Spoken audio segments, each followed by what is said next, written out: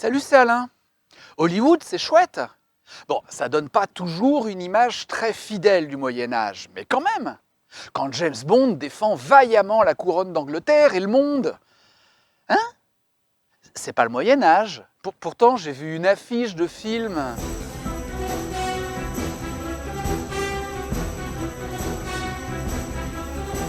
Quand l'excellentissime Simon de Tuilière, que je salue au passage, transpose ce cher 007 au, disons, 15e siècle, est-il crédible ou non? Je veux dire qu'un espion pendant la guerre de 100 ans, voire pendant tout le Moyen-Âge, ça existait ou pas? Et si oui, il avait des gadgets et tout? Les jolies filles, le permis de tuer?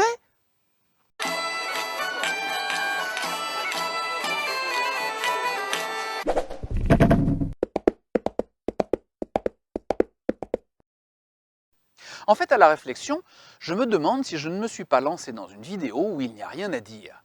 Bah oui, parce qu'il faut bien l'avouer, l'espionnage, ça existe depuis très très longtemps, et sans qu'il y ait eu d'interruption. Savoir ce que fait le voisin, et encore plus l'ennemi, c'est quand même la base. Et depuis la plus haute antiquité, on peut bien dire que l'activité a toujours existé. Faut le faire, hein?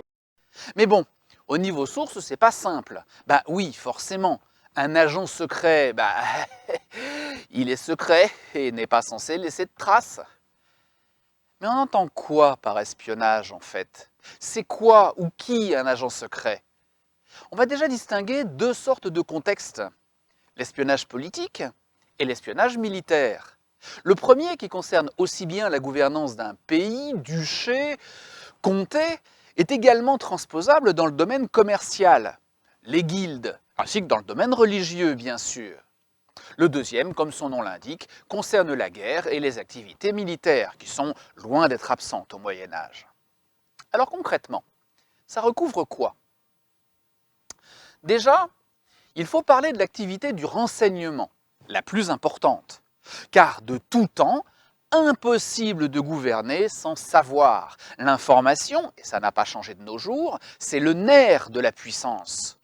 Déjà, Aristote le disait, comme le rapporte le Livre des Ruses, un traité de stratégie politique arabe de la fin du XIIIe siècle. Ô roi, ne commence pas une guerre de ton plein gré, quelle que soit ta puissance et la faiblesse de ton ennemi. Emploie les stratagèmes pour arriver à tes fins, car ils te permettront conquête la plus facile et la plus satisfaisante. On est là en pleine période des croisades et les Sarrasins s'estiment dépositaires du savoir grec.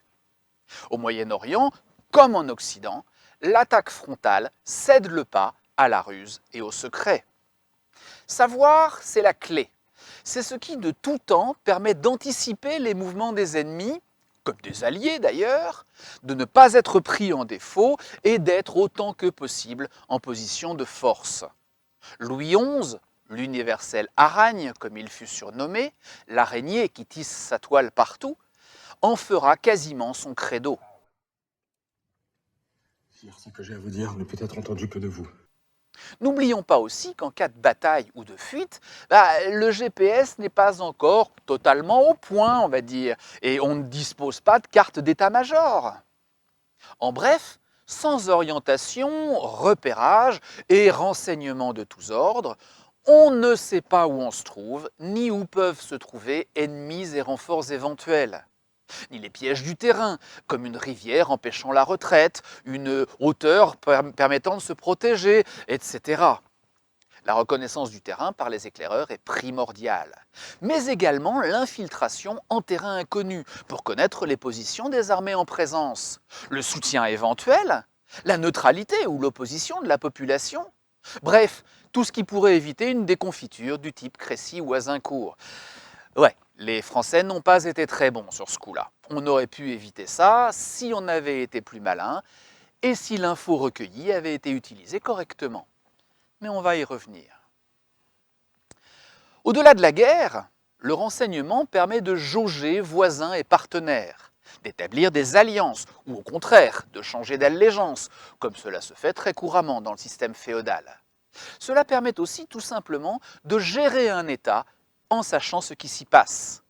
De manière officielle, mais pas besoin d'espionnage pour ça, mais aussi pour savoir ce qui se dit derrière son dos. Et puisqu'il y a le renseignement, bien évidemment, il y a également la désinformation. Et pas seulement pendant les croisades ou la guerre de Cent Ans. Ainsi, Grégoire de Tours raconte comment Clovis, en guerre contre Ragnacaire, roi de Cambrai, fait circuler la rumeur comme quoi Ragnacaire serait un vrai débauché. Il s'attache aussi deux de ses meilleurs conseillers en les couvrant de cadeaux. Ces agents doubles vont alors falsifier les rapports des éclaireurs de manière à minimiser la taille de l'armée de Clovis, qui va alors lui mettre la pâtée. Parlons aussi du patriarche de Constantinople, Nicéphore, au IXe siècle, qui intercepte des lettres turques et les renvoie à leur destinataire comme si de rien n'était, après les avoir falsifiées. Et je pourrais continuer longtemps avec des anecdotes comme ça. Enfin, il y a aussi les opérations spéciales, coups de main divers, voire tentatives d'assassinat. On pense bien sûr à la secte ismaélite des assassins pendant les croisades. Mais ce n'est pas du tout le seul exemple. En 1123, Baudouin II de Jérusalem envoie un groupe armé déguisé en moine qui s'empare par ruse d'une citadelle à Karpout, dans l'actuelle Turquie, afin de libérer deux seigneurs francs. Et en 1417, le chancelier de Bourgogne, Jean II de Sceaux, tente de faire enlever le bailli de Mâcon, dans une opération digne d'Hollywood. Sauf qu'elle échoue. Ou comme l'enlèvement de Laïr, compagnon de Jeanne d'Arc, par Guy IV de Clermont-Nesle en 1437, et bien d'autres opérations qui nous sont racontées dans les chroniques, sans même parler de tous les assassinats du temps des Mérovingiens. Bon alors qui est-il notre espion? Une caricature d'agent secret? Homme de haute taille, bâti en athlète avec de larges épaules musclées, avec l'assurance d'un champion et l'allure d'un prince? Comme dit Josette Bruce, à la Hubert Bonisseur de Labatte, donc, notre OSS 117 national, ancêtre littéraire de James Bond. D'aucuns ont des aventures. Je suis une aventure. Un bête indique de police, une balance, un vil traître qui mord la main qui la nourrit, un assassin, au sens étymologique, c'est-à-dire un fanatique un peu kamikaze gonflé au hashish. Eh bien, on va dire qu'au cours de l'histoire, ça a été un peu tout ça. En fait, au Moyen-Âge, tout le monde peut à un moment ou à un autre être un espion. Tout dépend de son rôle précis.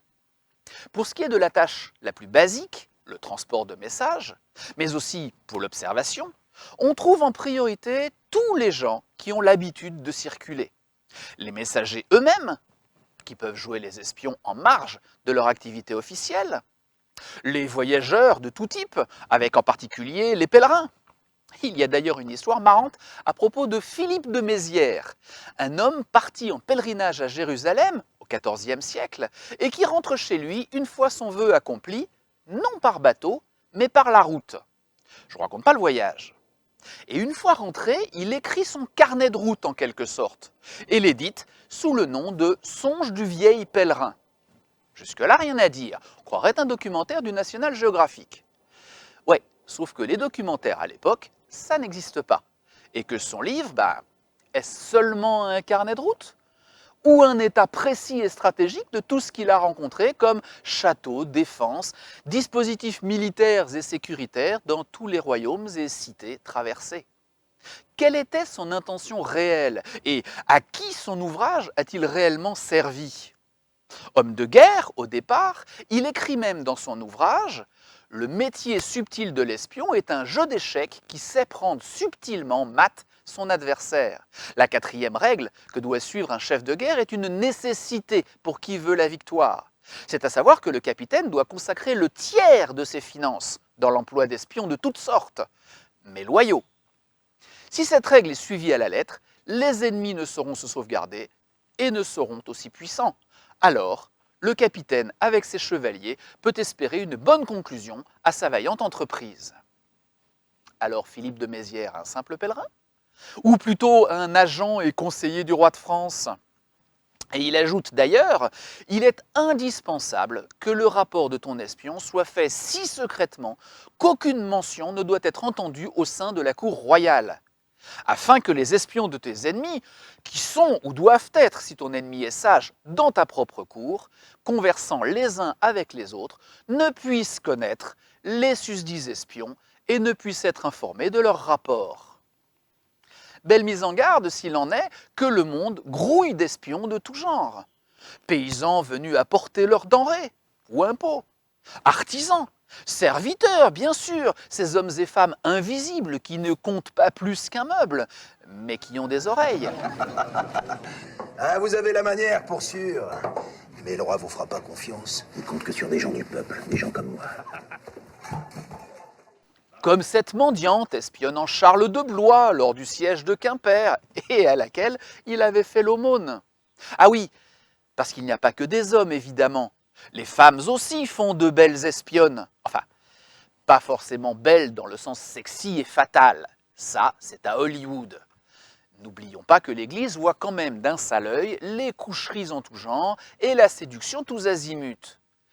Mais à l'heure de l'amour courtois, les troubadours et ménestrels font aussi de très bons espions. Et qui peut dire de quoi on parle réellement lors des cours d'amour ? Les femmes aussi entendent beaucoup de choses qui ne leur sont pas destinées, et elles ne sont pas toujours du côté de leur mari. Et puis, il n'y a pas que les dames de bonne famille dans le coup, les prostituées aussi. Pourquoi croyez-vous que Bohémond Ier de Tarente, au XIIe siècle, devant Antioche, fait expulser les prostituées du camp des croisés? Pour plaire à Dieu? Si la présence d'espionnes au sein du camp n'est pas certaine, mieux vaut ne pas prendre de risques. Ceci dit, il n'y a pas que sur l'oreiller que l'on peut entendre des confessions, et le clergé est loin d'être absent du monde des espions.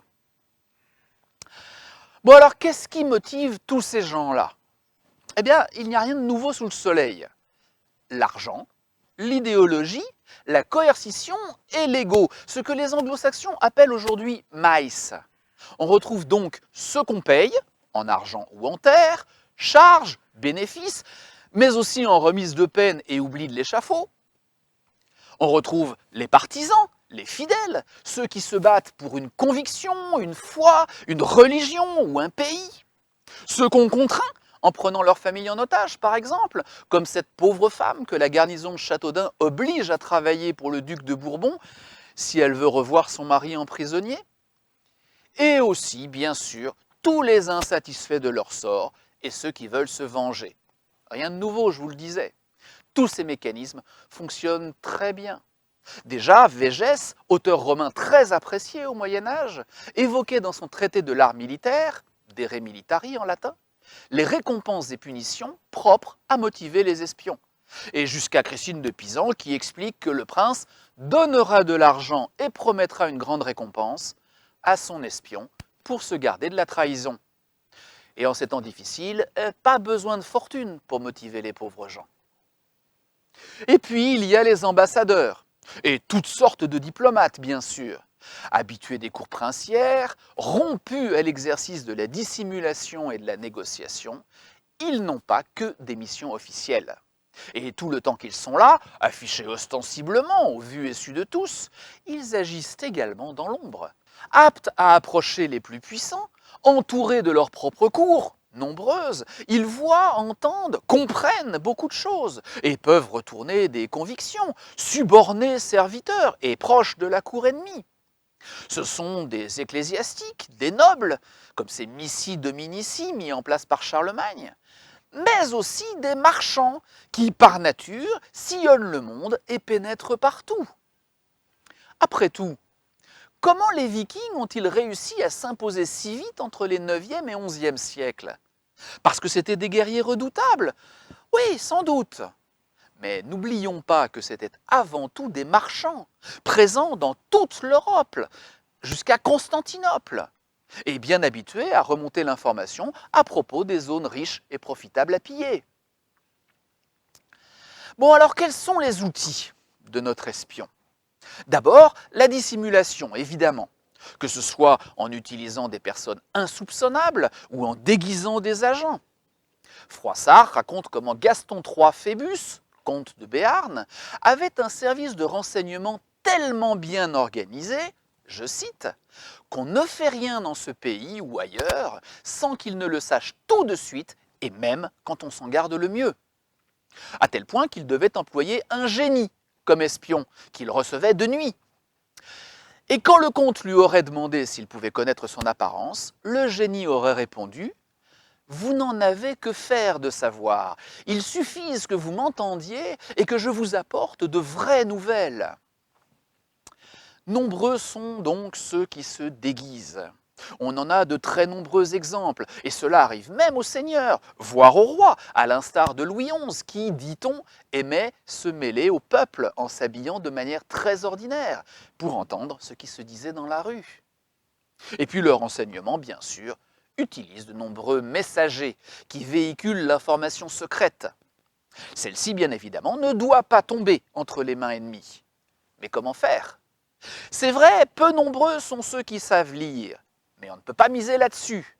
Alors différentes techniques sont utilisées. Le par cœur d'abord. Comme dit Eginhard au IXe siècle, « À mon avis, un homme fidèle est encore plus sûr qu'une lettre, car tout le monde sait qu'une lettre, si elle échappe à celui qui la porte, divulgue aussitôt tout ce qu'elle renferme, tandis qu'un messager fidèle résiste à la torture même, plutôt que de trahir ce qui lui est confié. » Bon, ça n'empêche pas les lettres de circuler, évidemment, comme ces petites cedulae inclusae ou cedulae incertae, des petites feuilles volantes insérées dans les courriers officiels, mais qu'on peut détruire facilement en cas d'urgence. Et on peut compter aussi sur le développement des codes secrets. Entre le 9e et le 11e siècle, on crypte les voyelles en les remplaçant par les consonnes immédiatement successives. Au XIe siècle, le pape Sylvestre II emploie un alphabet basé sur les notes tironiennes, une sorte de sténo qu'aurait inventé le secrétaire de Cicéron. Et à partir du XIIIe, apparaissent des algorithmes de chiffrement plus ou moins élaborés.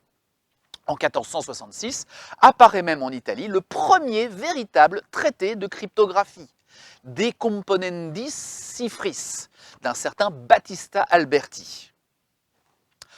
Enfin, bien sûr, pas d'espion sans gadget. Oh, ne rêvez pas, ce n'est pas encore Q et ses délires.